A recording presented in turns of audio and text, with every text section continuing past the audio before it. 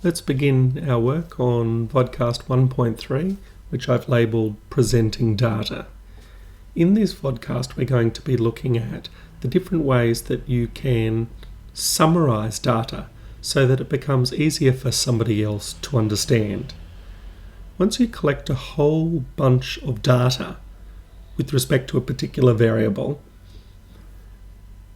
if you've collected a whole bunch of numbers and those numbers just get dumped in an Excel spreadsheet somewhere, by themselves, depending upon the quantity of numbers involved, they're not really telling you anything. They're not telling you a story, or they're not communicating anything.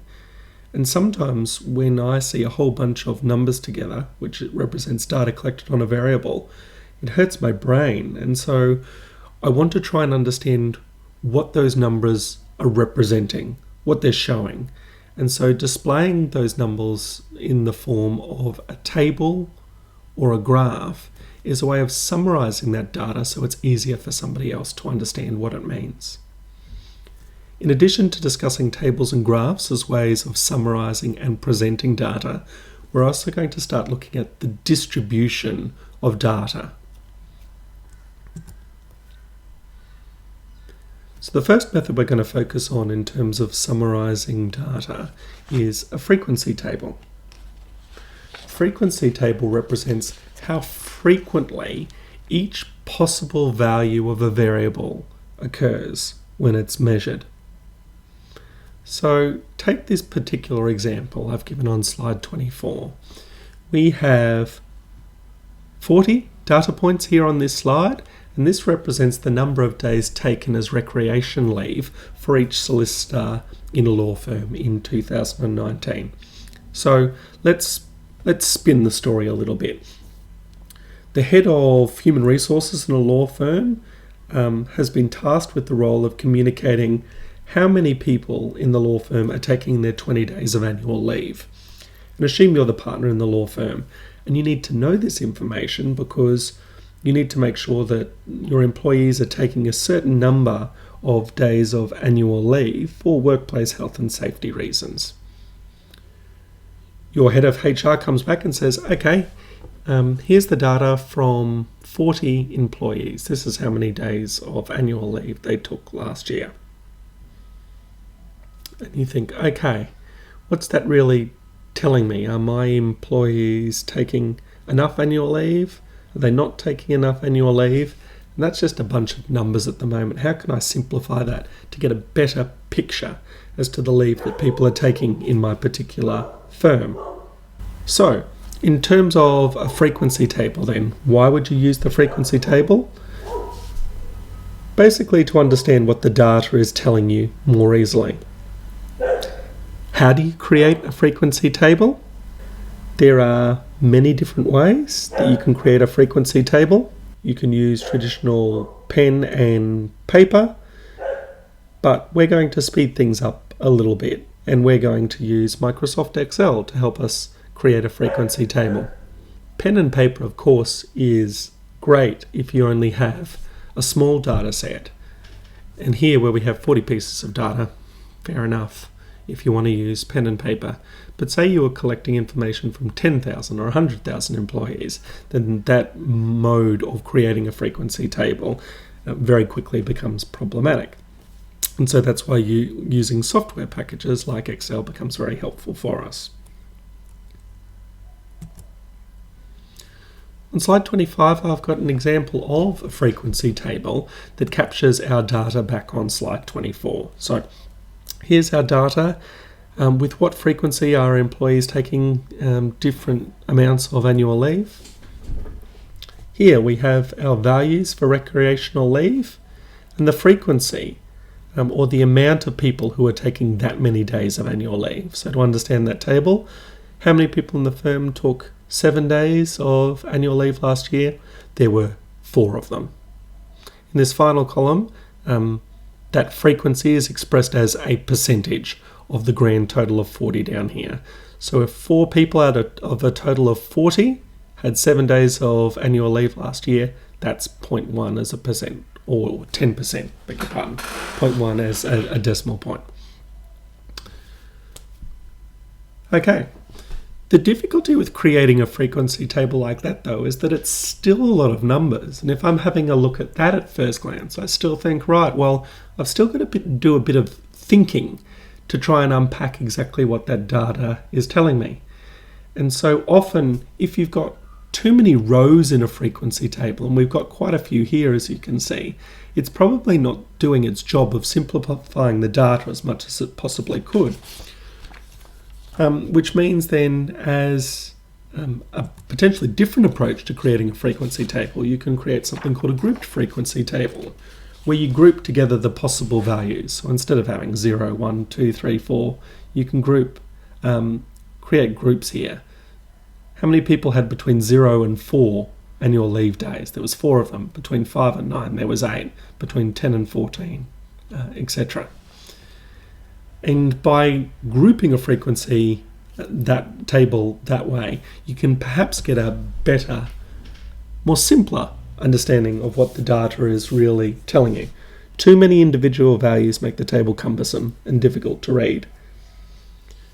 When you're creating a grouped frequency table, one of the things that you have to be certain to do is to make sure that your groupings are of equal width. What I mean by that is that there are 5 possible values here in this first group: 0, 1, 2, 3, 4. So the width of your class there is 5. When you're creating a grouped frequency table, you have to have the same class width for each of your groups. Otherwise, that your table that you're presenting can be problematic and misleading for somebody who's reading it. What I might do then is that if I was the head of this particular law firm and I'm thinking, all right, well, we get, from a legal point of view, from a workplace health and safety point of view, say we get into trouble if on average our employees, not on average, if our employees are taking less than 20 days of annual leave per year, you might look at this grouping and think, okay, well, how many of my employees are taking 20 or more days of annual leave? There's 5 there, 2 there, 1 there, 8 in total. So 8 out of 40 of my employees are taking enough annual leave, which means 32 out of 40 are not. Therefore, I've got a problem. And I've got to start to address that problem in my law firm so that I'm not falling foul of workplace health and safety laws. Counting up those numbers there was really simple to do because the way the data was presented was very simple. But if we had to make that same judgment about the number of our employees who were or were not taking enough annual leave, and we had to do it just based upon this random array of numbers, that's much harder to do. And of course, we're only dealing with a data set of 40 people here. If that data set is 10,000 or 100,000, then it becomes even harder again. So you can see the value of frequency tables and grouped frequency tables. And in my Model 1.1 video of this week, I'm going to show you how to create a frequency table and a grouped frequency table based on this exact same data here.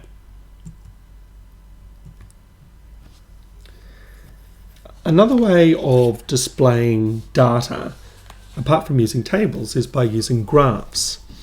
And some of the main graphs that are used in data analysis are bar graphs and histograms. So a bar graph plots possible values of a variable on the x-axis. So remember, the values are all of the different potential scores that that variable could take on the x-axis. And it plots frequencies of that data, how often each data point occurs, on the y-axis. And on the next slide, I'll show you a diagram that will make that a bit clearer. When you've got a bar graph, the bars in a bar graph are separated. And that's designed to reflect the fact that when we use a bar graph, that type of graph would be appropriate to use when you are displaying data that relates to a discrete variable. So you'd have to go back to Vodcast 1.2 and remind yourself what is a discrete variable. Variable that has scores that fall into particular categories and there's no middle points between those two scores. And then a histogram is another type of bar graph But the way that a histogram differs from a bar graph is that there's no gaps between the bars. We use a histogram when we're displaying continuous data based upon a continuous variable. And that reflects the idea that there are multiple potential values that variable could hold between two particular points. All right, very wordy. Let's see that as an actual diagram. Here, when we're measuring, for example, a discrete variable like the frequency of lawyers in particular positions in a law firm, and we have the discrete variable of lawyer position, whether someone's an associate, a grad, a lawyer, a senior associate, or a partner. That's probably a little bit out of order there in terms of seniority. I would have switched those two around, but for our purposes that's okay.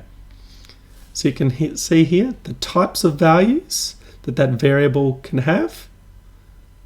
It's a variable measured as a discrete variable, and the frequency, the number of associates in the firm, the number of grads in the firm, the number of lawyers in the firm, and the bar graph can represent that information quite quickly and quite clearly. Assume a different data set that we're going to express as a histogram, where what we're interested in is the days of recreational leave that employees in the firm have taken. Grouped together 0 to 4, 5 to 9, 10 to 14, and on the y-axis we can see the frequency of each.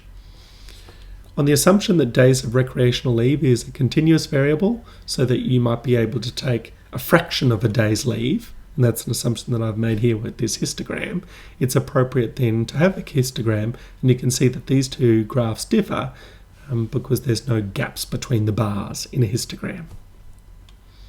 So one of the things that I'm also going to be showing you in Model Video 1.1 is how to create a bar graph and how to create a histogram as well in Excel.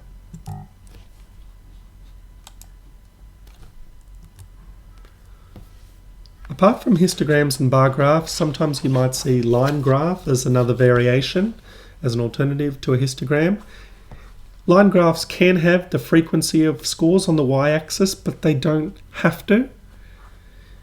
And one of the reasons why we might consider using a line graph is when we're considering time series data. We want to get particular measurements of a variable at different points in time. And on that basis, then, we can examine potential trends in the data. Is the data trending upwards, or is the data trending downwards? Does the data have peaks or troughs at any systematic points in periods of time? And a line graph can actually be quite helpful in identifying that type of information. So we're thinking more about line graphs as being an appropriate graph to use when we're considering the measurement of a variable at particular different points in time. So this is an excellent point in time now, if you'd like to have a look at my Model Video 1.1, where based upon the data set of staff recreational leave that I included on the PowerPoint slides, I'm going to model for you in Microsoft Excel how you create a frequency table, and then after that, a grouped frequency table, and then based upon those frequency tables, how to also graph a histogram that represents that data. Feel free to go and engage with that Model 1.1 video now, but if you want to keep on listening to this vodcast, that's cool. Make sure you go back and look at that Model 1.1 afterwards.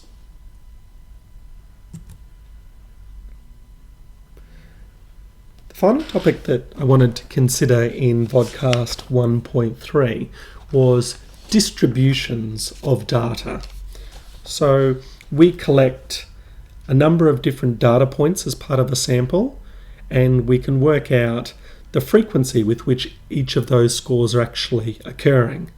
So what does that distribution of scores look like if we were going to display it graphically?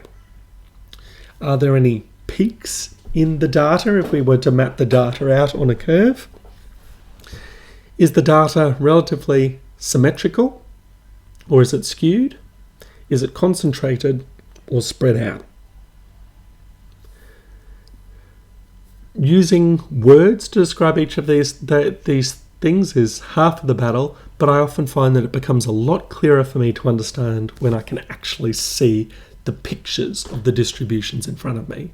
So let's have a look at that. Firstly, let's consider whether the distribution of data has any peaks. So usually when we're graphing this data, remember on the x-axis down here, we would be considering the values that the variable might have. On the y-axis here, we're considering the frequency with which those values actually occur.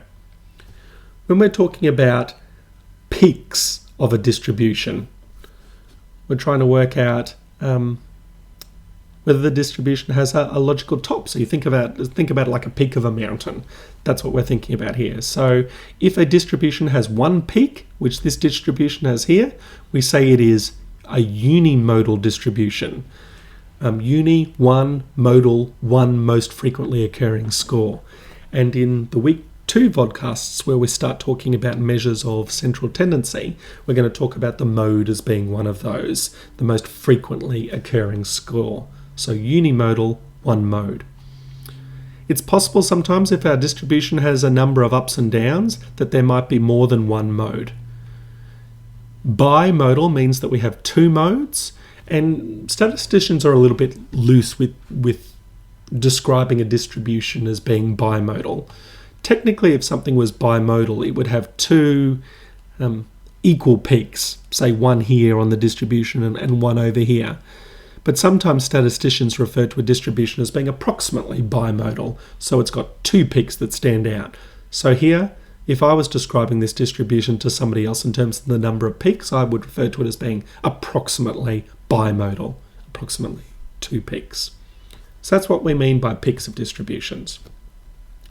Next thing we need to consider is symmetry of distribution. And what we're referring to there is whether the distribution, if we were to draw a line down the middle of the distribution vertically, whether one side of the distribution would be a mirror image of the other. Is it symmetrical? So here, consider a vertical line down the middle of this distribution here. If one side of the distribution is a mirror image of the other side, we say that it is a perfectly symmetrical distribution. And some of you might have come across the idea or the term a normal curve before. That's what this curve represents, a perfectly symmetrical curve. Sometimes it's referred to as a bell curve. If a distribution is not symmetrical, it's not a perfect mirror image on each side of a vertical plane, then we say that the distribution of scores is skewed. So if it's not perfectly symmetrical, beg your pardon, it can be skewed in one way or another. And the key to understanding whether a distribution is either positively skewed or negatively skewed is to understand which way the tail of the data is pointing. So this is what I refer to as the tail of the data here. If we've got a distribution where the tail is pointing towards the positive end of scores on a graph, moving from lower values here towards higher values here, we say it's a positively skewed distribution. If our distribution has got a tail of scores that's moving towards lower scores in a sample, lower potential values, we say that is a negatively skewed distribution. So we have a symmetrical distribution, and then if the distribution is not a mirror image on each side, if the tail points to the right, it's positively skewed. If the tail points to the left, it's negatively skewed. You can see here that on these particular diagrams, up above, I've made reference to the mode, the median, and the mean. At this point in time, you could ignore those labels, but we're going to come back and talk about those three things and what they mean. Because whether our distribution is symmetrical or positively skewed or negatively skewed, we can actually tell what it's going to look like if we're able to numerically calculate the mode, the median, and the mean of a particular distribution. But that is a conversation for next week. So we've talked about describing a distribution visually in terms of its peaks, number one. How to describe a distribution in terms of its symmetry, number two, perfectly symmetrical, positively skewed, or negatively skewed. Finally, we're going to talk about a distribution in terms of its kurtosis. So, welcome to the language of statistics. And one of the things that I'm going to be talking to you a lot about in this unit is that statistics and data analysis often uses a lot of wanky language. But when you understand what that language actually means, it's okay. It's like you sort of become a member of this club where you understand what things mean. And even though the language sounds complicated and confusing, if you understand that it really does refer to something very simple, then that's what we're heading towards, simplifying things here. So what is kurtosis when we're physically describing what a distribution of data looks like? Kurtosis is the extent to which a distribution of scores differs from the normal curve. So remember, we've got a picture of our normal curve here.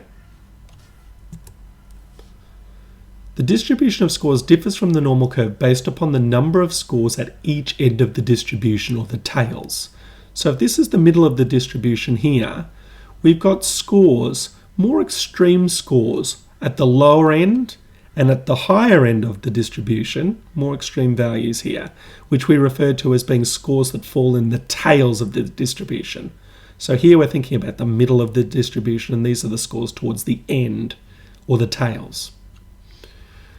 Have a look at this color-coded diagram here. Let's assume that the red curve here represents a normal curve. So when we are describing a normal curve, let's just use that language at the moment, a normal curve. If you have a look at the distribution of scores represented by the black curve, you can see here that in the black curve, the number of scores that are actually in the tails at the end are occurring more frequently. There's more scores in underneath here, higher frequency of scores under the black curve compared to the red curve. So if we've got more scores in the tail, or thicker scores in the tails at each end, we describe that type of distribution as being leptokurtic. One of the characteristics of a leptokurtic distribution is that often if it's got more scores in the tails compared to a normal distribution, it often has a more peaked shape. So that's leptokurtic. Let's move on to platykurtic then. A platykurtic distribution represents a distribution that has less scores in the tail. So less frequency of scores towards the ends of the distribution. And you can see here this platykurtic distribution is a little bit flatter. There's not the same sort of spread out of scores compared to the red distribution here. Not as many scores in the tail. And that means that if there are less scores in the tail of a distribution, the tails aren't as thick, or there's not as many frequency of scores towards the end of the distribution compared to the red normal curve, then that distribution is said to be platykurtic. And one of the features of a platykurtic distribution is that it tends to have a flatter top than a normal distribution. So in my own head, when I was a student studying statistics for the first time, how did I remember this? I always thought, I always remembered platykurtic as rhyming with flatty. So I thought platty, flatty. And that referred to the flatter top that usually goes with a distribution that has less scores in the tail. So platty, flatty. And then the other distribution where there was more scores in the tail compared to the normal distribution, a leptokurtic distribution. So you know what a leptokurtic distribution is? That's represented by the black here. You know what a platykurtic distribution is? That's represented by the green. A normal distribution in red we refer to as the normal curve. But if we want to use the statistic speak to describe a normal distribution, we refer to it as a mesokurtic distribution. Okay, so there's your first introduction to some of the more confusing language of statistics. When I first heard about kurtosis, it sounded to me like some sort of exotic disease. But it's not. It's just the language that we use. And like all things and using new languages, at first it seems a little bit gross. But after a while, when you use that language a little bit more and you become more comfortable with what those words actually mean, you feel like less of a douchebag when you use them yourselves. And then you actually feel good about yourself that you're actually using the language that's appropriate in the particular discipline. So, that takes us to the end of everything that we needed to cover in Vodcast 1.3 and everything that we needed to cover in terms of content for our first week in the unit.